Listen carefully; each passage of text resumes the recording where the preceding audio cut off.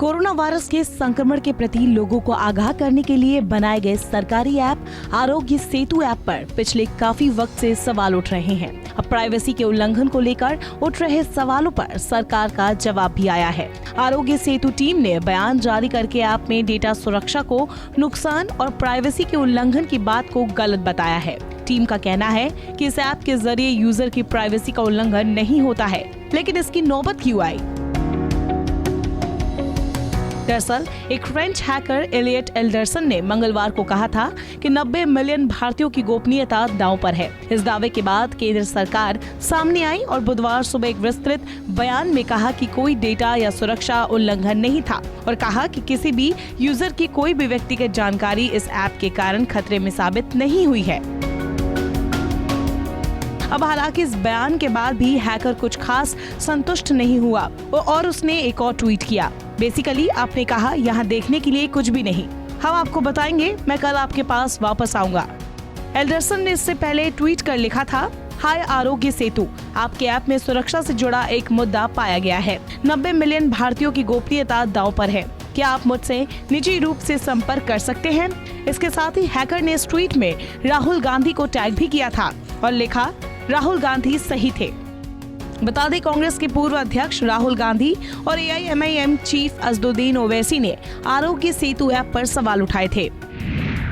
राहुल गांधी ने दावा किया था कि आरोग्य सेतु ऐप एक जटिल सर्विलांस सिस्टम है जिसे किसी निजी कंपनी को संचालन के लिए दिया गया है, जिसके पास कोई संस्थागत दूरदृष्टि नहीं है।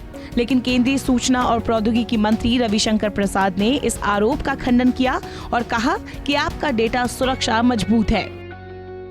आरोग्य सेतु ऐप को भारत में लॉकडाउन शुरू होने के कुछ ही दिनों बाद लॉन्च किया गया था। ये सरकार के आधिकारिक कोविड-19 कॉन्टैक्ट ट्रेसिंग ऐप है, जिसे नेशनल इंफॉर्मेटिक्स सेंटर द्वारा डेवलप किया गया है। इस ऐप को अब तक करीब 9 करोड़ बार डाउनलोड किया जा चुका है।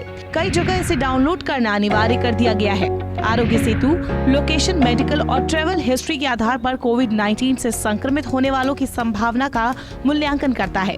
ये यूजर के कॉन्टैक्ट का पता लगाने के लिए ब्लूटूथ और लोकेशन सर्विसेज का उपयोग करता है।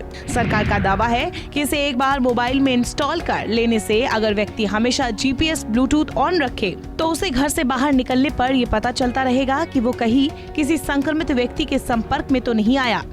हालांकि कई एक्सपर्ट्स ने यूजर डेटा और लोकेशन कलेक्शन को लेकर इसकी आलोचना भी की है। इसमें WHO, internet freedom foundation IFF भी शामिल है।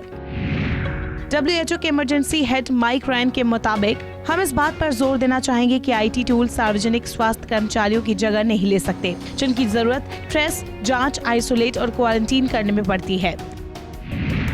वही IFF ने कहा है, इसमें कई कमियां हैं। पहली कमी ये है कि भारत में व्यापक डेटा सुरक्षा कानून का अभाव है और जो सर्विलांस और इंटरसेप्शन के कानून है वे वर्तमान हालातों से बहुत पीछे हैं। IFF ने इसके लिए एक अच्छा उदाहरण सिंगापुर का भी दिया है। IFF कहता है, सिंगापुर और कुछ यूरोपीय देशों में भी सरकारें ऐसी ऐप्स का इस्तेमाल करती है, लेकिन कई बातें ध्यान में रखी जाती है। जैसे सिंगापुर में सिर्फ स्वास्थ्य मंत्रालय इस प्रणाली से इकट्ठा हुए डेटा को देख ये इस्तेमाल कर सकता है। सिंगापुर में कॉन्टैक्ट ट्रेसिंग का इस्तेमाल सिर्फ बीमारी के नियंत्रण के लिए हो रहा है और क्वारंटीन जैसे कदम लागू करने के लिए नहीं हो रहा। अधिकतर ऐप ब्लूटूथ का इस्तेमाल करते हैं या GPS का, लेकिन आरोग्य सेतु दोनों का इस्तेमाल करता है। वही एक कमी ये भी बताई जा रही है कि ये ऐप अपने डेवलपर्स और उद्देश्य दोनों के बारे में जानकारी नहीं देता है।